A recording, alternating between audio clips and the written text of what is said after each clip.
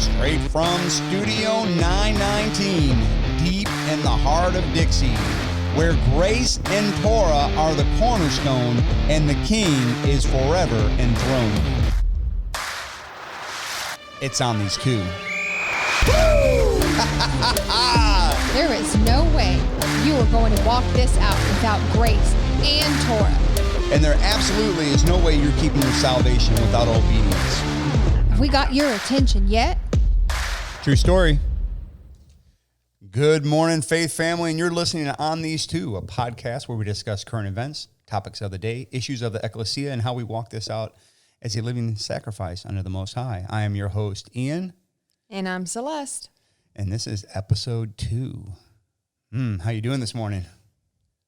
I've got about half the cup of coffee down, so I'm almost functioning. How you feeling since yesterday? I'm old. Yes, we are old.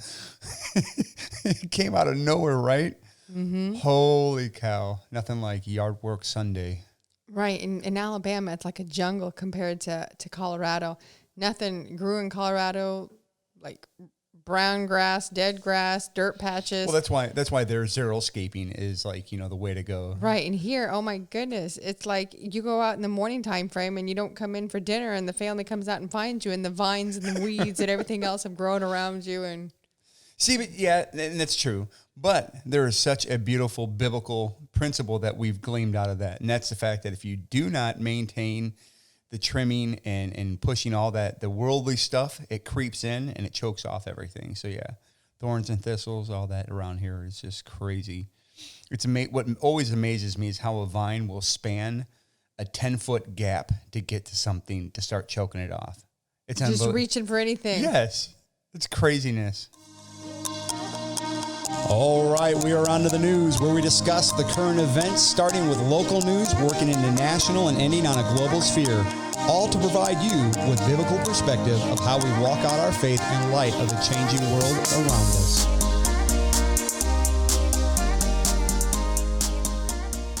Here in Alabama, wow, what an amazing hand of God on this. Just unbelievable. Right, and near Mobile in the town of Creole, there was a 2-year-old at night that left his home in the trailer park area, walked, it was like 500 to 1,000 feet across a railroad track, across a busy highway to the gas station. People were swerving, and I'm thinking a 2-year-old at night, I can barely, see like the road driving at night. And these people were able to spot a 2-year-old. And the mom called like less than 2 minutes after the police had arrived. So, it wasn't like, he was gone for hours and stuff. But the quote. Go ahead and say what that gas station attendant had said. The child was taken to safety by a gas station employee who then called 911. Traffic is heavy on both sides of the street. The fact that a car didn't touch him, God had him. You see the traffic out there right now? It don't stop. The good Lord must have been looking over him. Yeah, praise Yah. Yes. Wow. Traffic and all that for this child. And I can't even imagine the panic.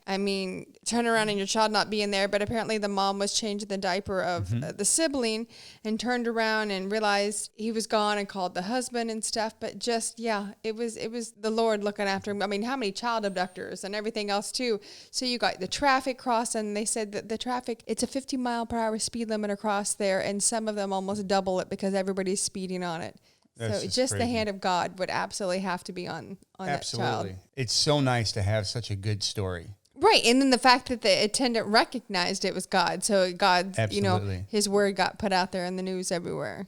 Absolutely. All right, on to a national level. The Biden administration, they're a little upset about their vaccine rollout plan. It has not gone the way they thought. Their milestone marking of July 4th was the date where they wanted at least 70% of all Americans with their vaccines, and they fell short. Only 18 states actually met that goal, and ironically, those are the 18 states that all voted for him too. So it's just kind of funny, the correlation there. But 67% of Americans have at least one dose, but there's, gosh. Like you said, the coalition of the ones who voted for him are the ones who are high. Well, the ones that didn't, the Midwest, the East, and the South are the ones. Right. And so there becomes the contentious issue of that, right? So they're saying that there's 1,000 counties, specifically in the South and in the Midwest. In the East. Right, that have a vaccination of 30% or lower. So they're going to deploy a rapid response team. What does that even sound like? Right. We know militarily what that is. So, it's just their thought process with this still, how it's all going. So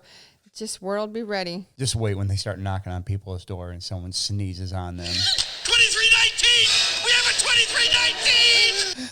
Oh, gosh. Sorry, that was the code from a little kids show that if they got a contamination, that code was called. And all right. And on to, the global. Yes. Speak global. I mean, it affects the U.S. as well, but it's definitely global with the pullout of Afghanistan and what the Taliban has said. If any foreign troops left in Afghanistan after NATO's September withdrawal deadline will be at risk as occupiers.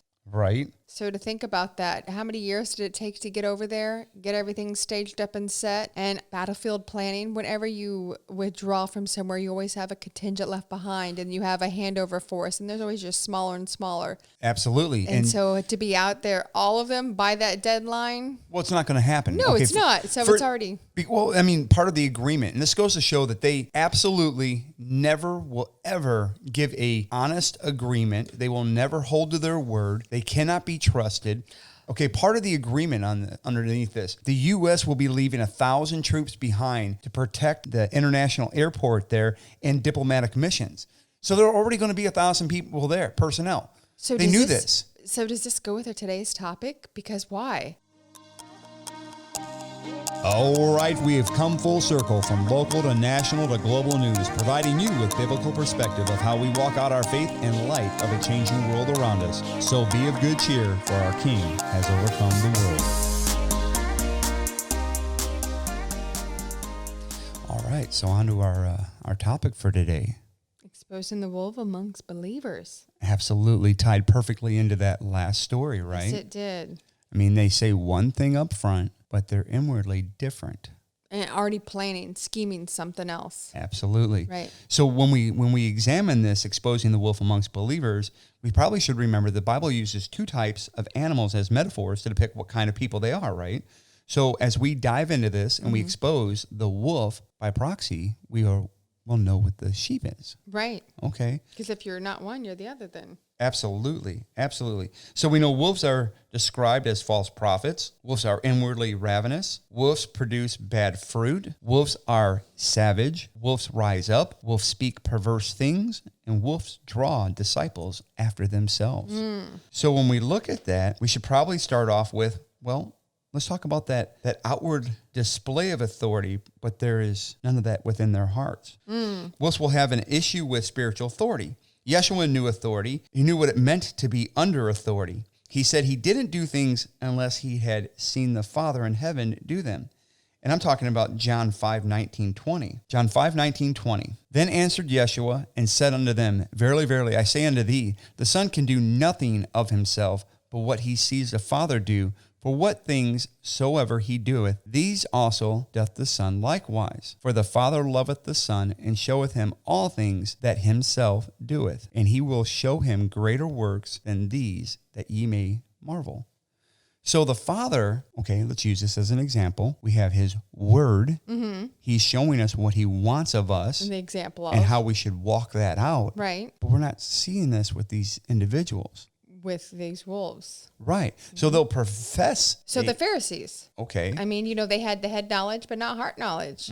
And we will see this. And so when we're talking about these things that we're going to expose today, this can be everything from the laity all the way up into leadership. Absolutely. It's anywhere. It's amongst us. And the whole point of being the wolf amongst sheep is the hiding. I mean, you don't know sometimes. You have to really evaluate because their plan is to get in. Well, and again, so that's usually done just so they can position themselves within that organization, right? Because they are self-seeking. Absolutely. Okay, wolves do not have or keep a spiritual covering. Right. They may start out having accountability with fellow believers, but just soon make excuse after excuse to either just justify not being under one or why they're removing themselves from one. Okay, so we have a beautiful example of that, right? Proverbs 27:17.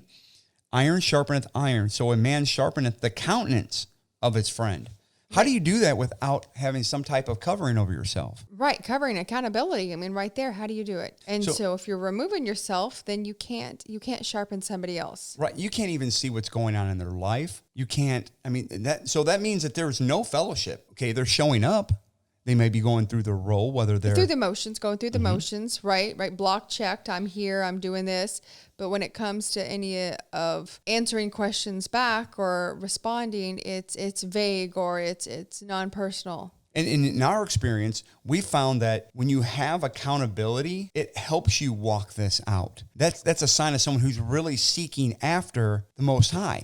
Accountability in general is that way. Right. So, when you have these individuals that are displaying it on the outward, but they're not actually internally that way, that's one of the first ones right off the bat you get to see. If they refuse to be under some type of accountability, some covering over them, that's a red flag right there to watch for. Right. Especially if you can try to make it as easy as possible to have fellowship, to meet and share with each other. So from personal experience, I keep myself under a covering with biblical men that I trust, that I have built a fellowship with, that know me, and I can be honest about the struggles I'm having or the things that I'm going through, and they keep me accountable to walking it out accordingly. But if you do not have someone to help you walk things out and help yourself keeping it accountable. No, absolutely. You think about dieting, a simple way to look at it. If you're on a diet, you're doing something. And if you're only having it yourself, you could cheat. You could eat the cheesecake. You could eat, 3 helpings or 4 helpings of something, not a big deal. But if you have to then either tell Weight Watchers or tell your girlfriend or tell somebody else what you ate and give them a full account, you're more apt to not do something because you know that you're going to have to tell somebody. If you want to go to the gym or what have you, you could tell yourself all day long, oh, I'm going to go to the gym, or I'm not going to eat this, I'm going to do that. There's no guilt. There's no anything there. But if you have to tell to somebody else, no, I didn't go to the gym. No, I slept all weekend, or I went to the buffet. Then you have that guilt. That's where we get that accountability to sharpen each other, to be aware of our actions. So that wolf amongst, sheep, they don't want that. They don't want to have to tell you what they're doing or what their true intentions are. And they don't let you get to know them well enough either so that you can see their tells. Right. And so that proves that they've already set that aspect in place, that they are not kingdom accountable. Right. And they are walking in darkness. So Matthew 10:16. Behold, I send you forth as sheep in the midst of wolves. Be ye therefore wise as serpents and harmless as doves. So we know we are amongst wolves. Right. He's talking about the world there. Right. We are amongst the wolves. So it's not like if you encounter. No. When you encounter. Absolutely. So when we're seeing this, when he says, I send you out into this world, you're to be what? You're sheep. Okay. That means you follow after me. You follow after my ways. Right. But if this person is not kingdom accountable and he's walking in the world, walking in darkness, right, that's exactly what we're going to run into, right? And any person or leadership that doesn't allow for accountability with fellow believers and hides what kind of work they are doing, gets annoyed when they are asked for updates, reports, or community work, or shuns honest, open relationships, accountability, and obstructs usual communication systems, is potentially a wolf in the making, moral worldly versus spiritually. Wolves are not authentic because they attempt to look like sheep, but they're not authentic. No. But, sometimes some of those counterfeits are pretty close. And so we really have to use discernment. We have to be aware because they are amongst us. Okay, so Ezekiel 22:27. Her princes in the midst thereof are like wolves, ravaging the prey, to shed blood and to destroy souls, to get dishonest gain. So wolves will try to manipulate and control you. Wolves can and will often appear to be some of the sweetest and kindest people as long as they can get control over you. They will operate under tactful intimidation, and often most don't realize what's happening right away. Right, and you see, wolves have a motive. Prestige, power, money, whatever it is, they have a motive. And so what they'll do is they'll attempt to fit in and position themselves into the perceived leadership little group, or they'll try to get involved in all these aspects of ministry within that body. Committees or what have you, the planning groups, and yes, prayer groups. And no, we're not saying that everybody are, but Everybody by no is. means, yes, but truly you need to just use discernment. Your best friend, I mean, look how close Judas was. Judas was right amongst the 12. And Absolutely. So for an example, if they are in a mishpachah church, they will regularly attend fellowship services and or leadership meetings, so they seem part of the community. This is nothing more than their need to know what is said, that they convey attempts to outwardly excel in spiritual disciplines more than anyone else. Given time, a wolf will attempt to position themselves in some way for more influence. So generally speaking, seasoned leadership will eventually find out who these wolves are. And you're listening to On These Two, a CIAN Truth Ministries production.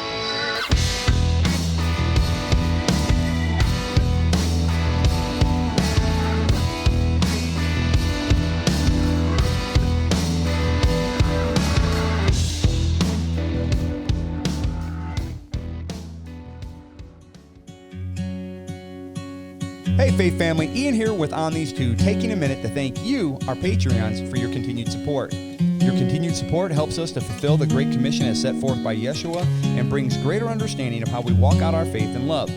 From all of us here at On These Two, we truly love and appreciate you. Thank you for your continued generosity. You're making a difference. Now back to the show.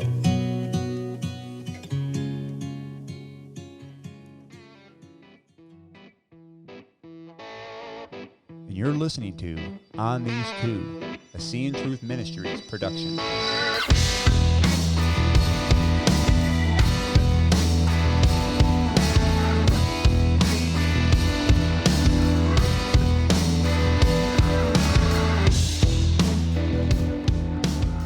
All right, and we are back, and we were discussing the beginning parts of exposing the wolves amongst believers and how they are not kingdom-driven. They're not inwardly. right. They're displaying the outwardly characteristics. Right. Okay, and how leadership will eventually, if they are really discerning according to Scripture, they'll see this. They'll Right. start to pick it up. Right.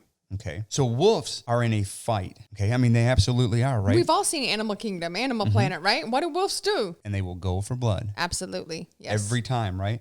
We all go through situations where we all will act less than perfect in most conflicts. Right. Sadly, we have We're to admit. human. Right. Okay. So, however, wolves take it to a whole other level and a step further than what is commonly considered appropriate.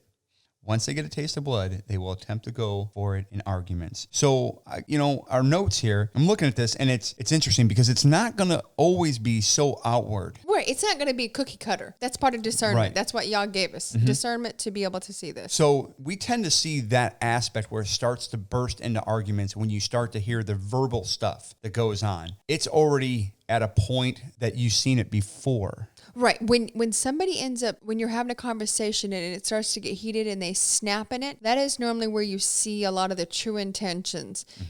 You hear so often, oh, well, I really didn't mean to say that, or that just came out wrong. Well, normally, no, that's actually what you're thinking. That's where your heart is, because when we get angry, our mouth normally doesn't have a filter any longer. Right. Okay. So it's already at that point. Right. It's out in the open. If it's at that point, they believe at some level they have an okay from the group to be like that. Yes. Okay. But it starts off usually very passive aggressive. Okay. And we've seen this A lot. where from different fellowships, different groups, organizational events that we've been to, and you'll see individuals where they'll deem someone a perceived threat. And so there's these veiled little snap just trying to pick at you. And so they'll incorporate things into their breakout session conversations, okay?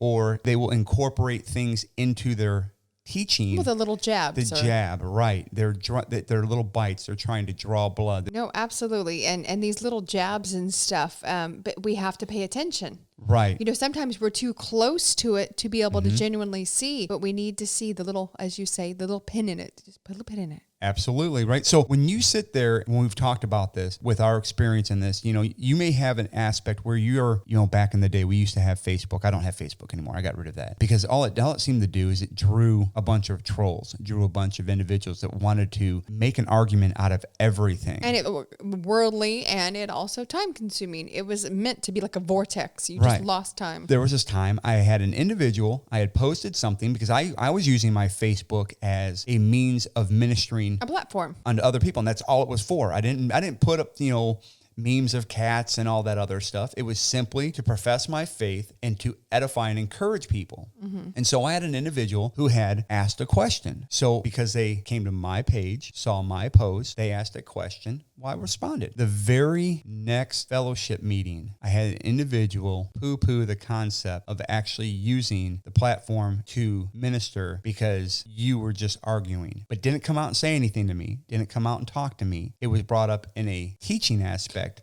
Right. But it was done and that was kind of made you turn your head like, Like, wow, what's the likelihood of that? Right. But then, putting a pin in it and then seeing the next few teachings that came out just had the same type of concepts or comments that were made. And so just being aware, and it takes time and a lot of prayer, discernment. And so when you say that, okay, it's because it's important that we understand that this is not the enemy. The person is not the enemy. No. But they are displaying the spirit of Hasatan, in which the person has given a foothold in their lives. Mm-hmm. This is a spiritual matter and must be dealt with prayer, supplication. Spiritually. Yes. Right, spiritually. You're right. Absolutely. You cannot battle in the flesh. No, absolutely you cannot. So wolves position themselves to be close to those in power, right? We talked about that earlier. Right. Okay. Wolves will act one way around those they think matter and suddenly change behind closed doors. Yes. I have seen this more than once. Wolves will often approach one community believer that they have come to believe to be easily controlled and start pitting one believer against another believer. A marionette, a puppet. Yes, ma'am.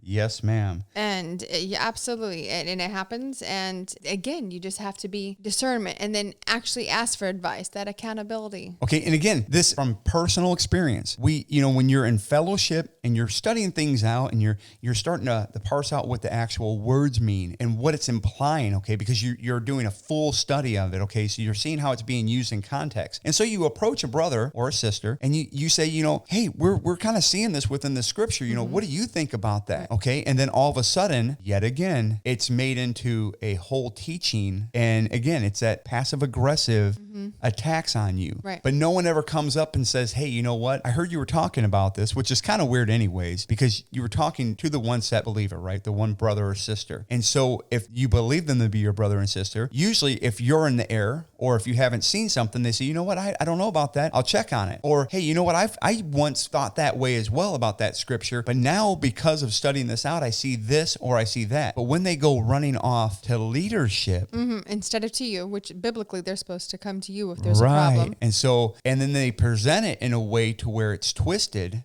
Now you have an individual who is actually separating believers. Okay. And or being used by that. Well, absolutely. And so when we see that, there's another pin in there, right? Right. Okay, so then what we're talking about wolves that desire the perks of the organization without paying the price for the organization, right? Free admission, right? Because that's the whole reason why they're separating people. They're trying to make themselves look like the ones that should be in those positions. Right, either in charge or they should, separating their committee or their group or even the organization splitting. Right. Or I'm more spiritual than they are, see? Right, you don't need to listen to them, and this is why I've been doing this for 20 years. I've been doing this for 30 years. I know what I'm talking about. Right. Okay, so when we look at Matthew 7:15 and 16. Right. Be aware of false prophets, which come to you in sheep's clothing, but inwardly they are ravaging wolves. Ye shall know them by their fruits. Do men gather grapes of thorns or figs of thistles? Okay. So, here's the funny thing. I've heard people say this. They're like, well, a prophet, that's like a person who gives like a word of knowledge, thus saith the Lord. Well, actually, if you really look at what a prophet is, it's a person who proclaims the word of God. Right. Well, it also, tells us to be careful what spirits we're listening to. People say, the Spirit told me, the Spirit told me. Right. Which spirit? Right. Okay. So a prophet doesn't have to be someone who says, thus saith the Lord. No, they don't. They could be presenting the word of the Lord in a twisted way to make it seem a certain way in their favor, right? Right. Okay.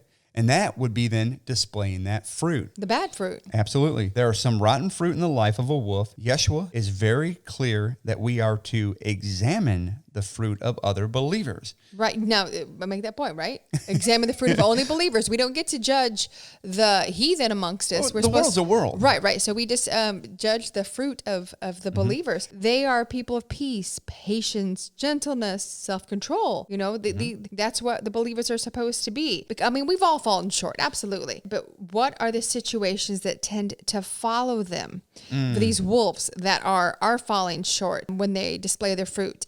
Are they constantly stirring up chaos? Do they consistently set you or the community on edge? So these are the things that we need to be looking out for. Right, because they create that contentious feeling, okay? And so what happens in that process? When you actually are doing that, you're setting a stumbling block before a believer because you're going to create all kinds of things to start to happen, right? And the kids pick this up too. You know Yes. what? I've got to say that being in these congregations, kids pick it up before a lot of the adults. Absolutely. You know, when you're riding home from congregation and the kids mention something or, oh, did you see them? Or, what, Mommy, they were acting kind of strange. What was this? Why would they say something like that? That seems very mean. Right. So that is something huge too. Do not discount your children. Right. And so with that aspect of understanding that they are creating this contentious environment, what happens if we're not careful? And this is why as believers, we've got to be discerning when we see this, we can nip it in the bud, right? Because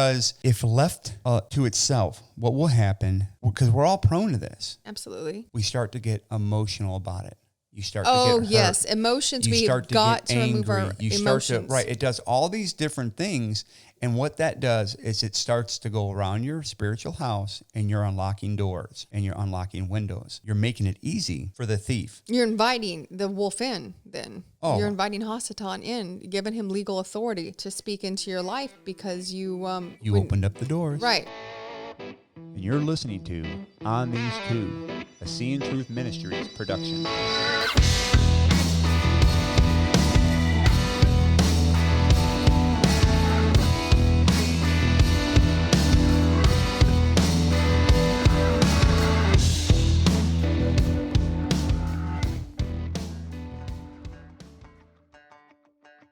Ever feel like this world has lost its mind?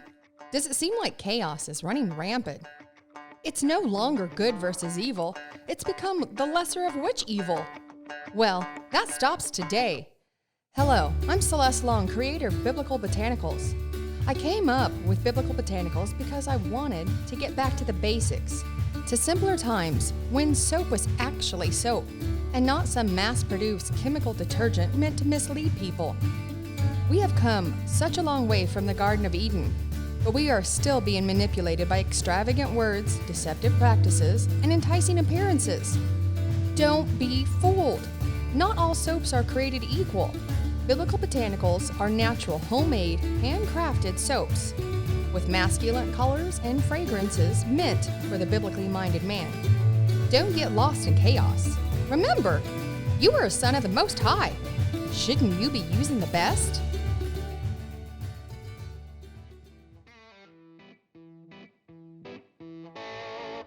And you're listening to On These Two, a CIAN Truth Ministries production.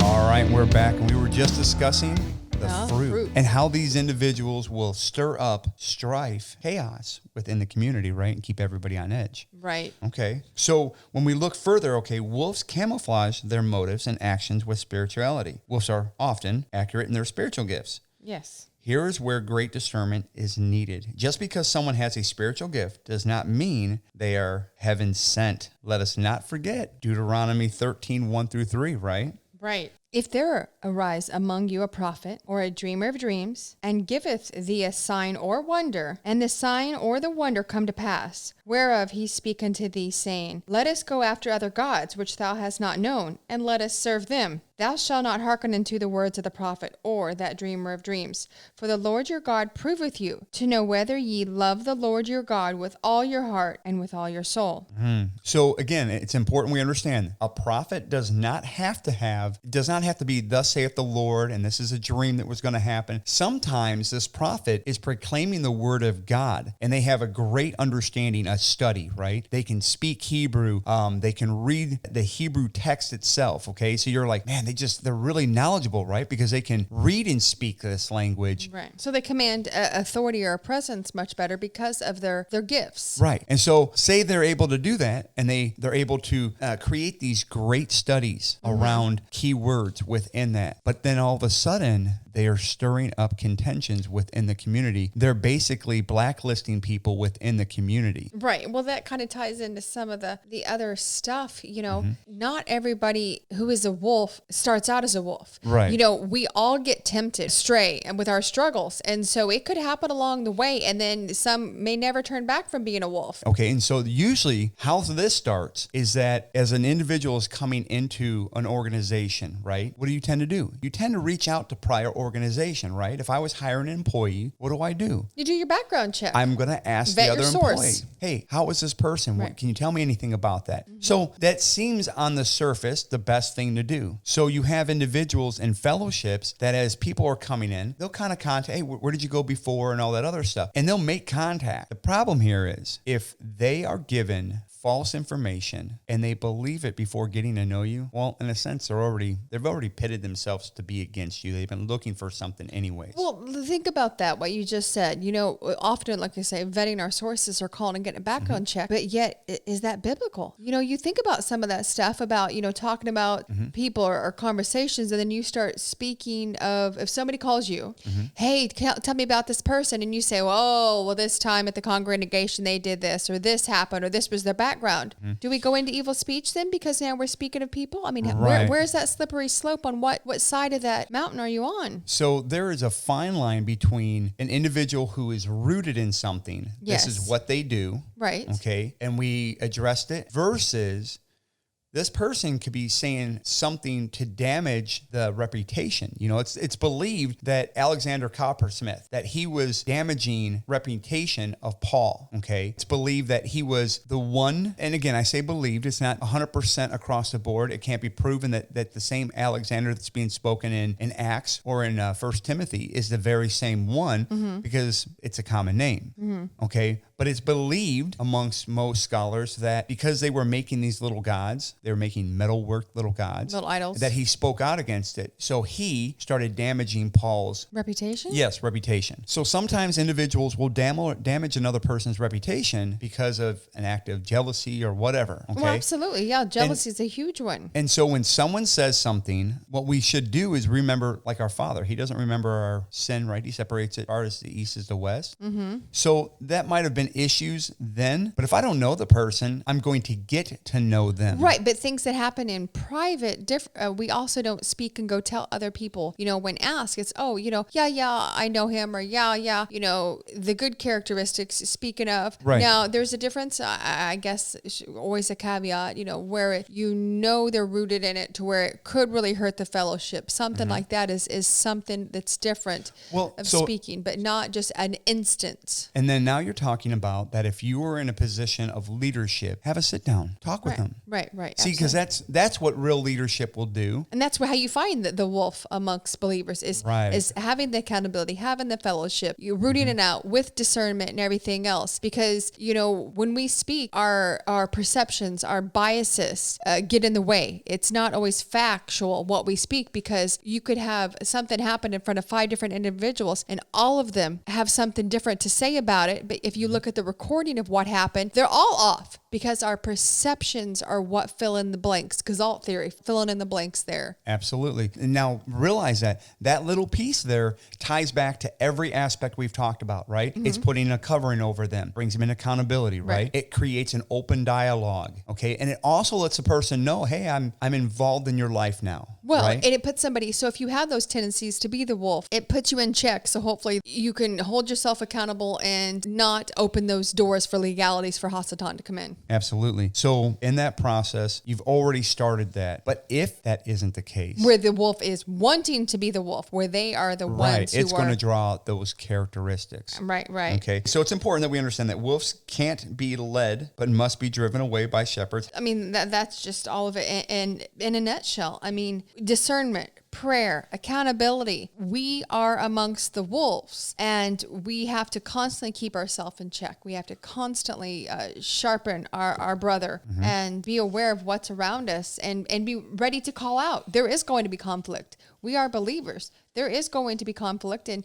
how do you always say? You can't sharpen iron without friction. Right. It's So the we friction that's actually the process of creating that sharp edge. So we need to be on the lookout for the wolves, but also be ready to say something, because there are some shepherds that they don't have any skin in the game, and so they'll just walk away. Right. You know, some of our leadership and stuff, but we have to be willing to stand up. And so it's important we understand whether you are considered laity or if you're considered part of the eldership, whether you're a teaching elder, whether you're just a deacon, whatever role, these things can happen to you regardless. And these individuals can be in these situations regardless. So as we've talked about this, wolves are described as false prophets, but we also talked about the fact that prophets don't have to simply have a word of the Lord and say, thus saith the Lord, and I dreamt this or anything like that. A prophet is a person who speaks the word of the Lord. So in other words, they can be taking the very word of God, perverting it, right? So wolves are inwardly ravenous. We've talked about that. That whole concept that they've tried to position themselves to gain access. Well, with power, money, prestige, honor, whatever it is. Importance. Right. I want to be considered more important in the group than that person. Right. Okay. And so we know those are bad fruits. And we know that they will produce some. So therefore,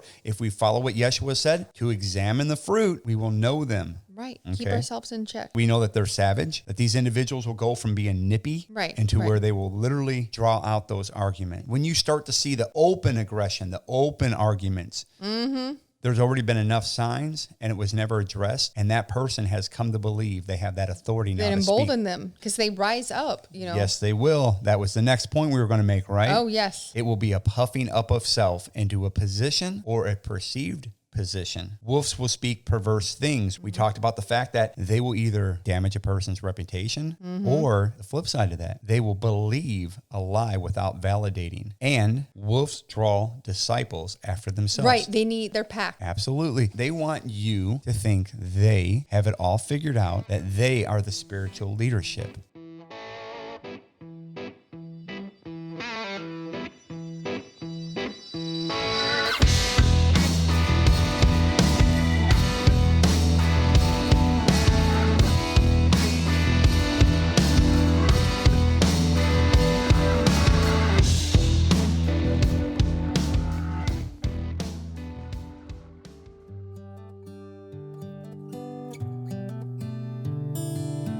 CIAN Truth Ministries is a ministry focused on ministering both physically and spiritually to the orphans and widows, single mothers and unborn, and the homeless. We believe it is our calling and joy to help and encourage those to come to a true repentance leading to salvation in Yeshua as we minister to their physical needs. CIAN Truth Ministries is active in fulfilling the Great Commission as set forth by Yeshua.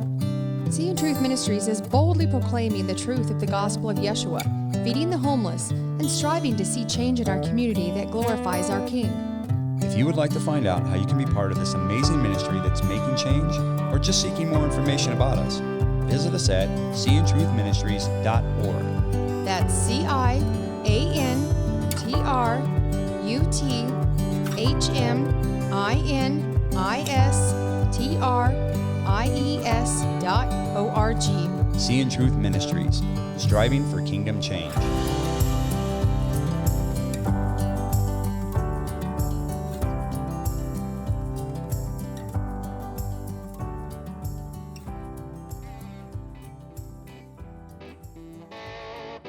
And you're listening to On These Two, a CIAN Truth Ministries production.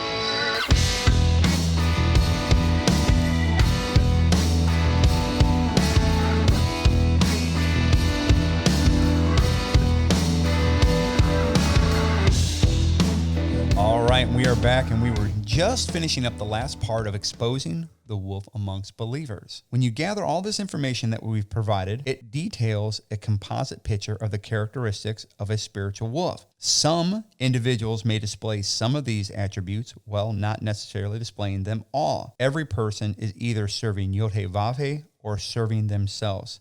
That is the fundamental difference between a wolf and a true minister of Yeshua HaMashiach. Who is he serving?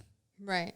And who do we serve, right? Absolutely. You have to be aware. It's a constant checking. It's a constant evaluating. If we are told that we're to take captive every thought, that means every thought. And thoughts are tied to our emotions. Our actions and everything else, yes. All and of all. it. Absolutely.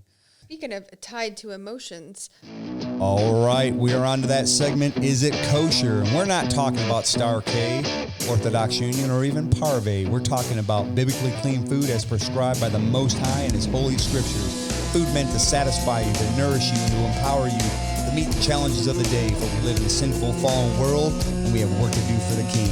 So grab your fork and join me as we dig in and see, Is it kosher? All right. What do we have here? Deliciousness.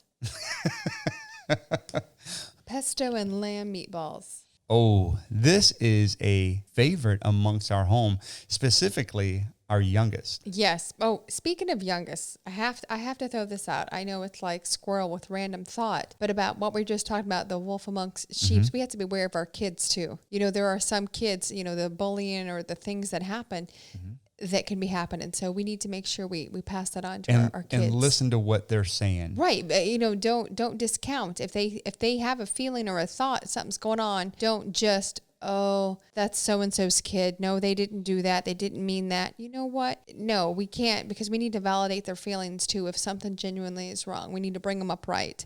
Absolutely. And so bringing up right is serving them dinner right, huh? This is amazing. Oh, okay. So it is, oh gosh, you know, as weird as it may sound, you could have this hot or cold. With the pesto noodles, the way it is, it's just a very green type flavor and smell, and it very just earthy. Earthy. Thank you. That's the word I was looking for. It's something. It could be a very light dinner. It's not too heavy on you, and it could be actually like a side dish or a main dish. Absolutely, but it is really good. It is delicious. The flavor of the lemon that comes through, the olive oil, like you said, the basil. Right. It is such a pleasant flavor that even cold, especially on a hot summer day. Right. I mean, it's a nice, easy, light lunch. Now, I would suggest probably not to eat the meatballs cold. These actually aren't too bad because we make them so small. They're like little poppers almost, like, because they're very, very small. And we get most of the grease out of them when we cook them. Right. And so it's actually not too bad if you break them up with it. It's do that too. But it's definitely a good meal. And, you know, we try to incorporate lamb when we can. You know, it's just it makes for a really good meal, something special. And again, it will vary based off of what that was eating prior to its slaughter, right? Oh, yes. I mean, sometimes it's all grass-fed. Sometimes it's grains, and you do get a distinct flavor that went in there. So there'll be a slight variant. If you're variant. lucky enough to raise your own. Oh, man, right? Right. All right. So lamb and pesto meatballs. Delicious. Hey, if you guys want the recipe, get over to CIANTruthMinistries.org. You'll click the tab for nutrition just under weekly bread. You'll see a picture of the food that's showcased this week and the recipe. It's there for a week. Get it while you can. And while you're there, check out some of the other aspects that are in there. Become a kingdom partner and help us continue to bring the word of Messiah to a lost and fallen world. So it is with that being said, we want to thank you so much for joining us. We'll be back next week, Yah willing. Hey, if you like the content, give it a like. If you like the subject, become a subscriber, click the bell and be notified. And as always know, we love you. We'll see you again. Shalom. Shalom.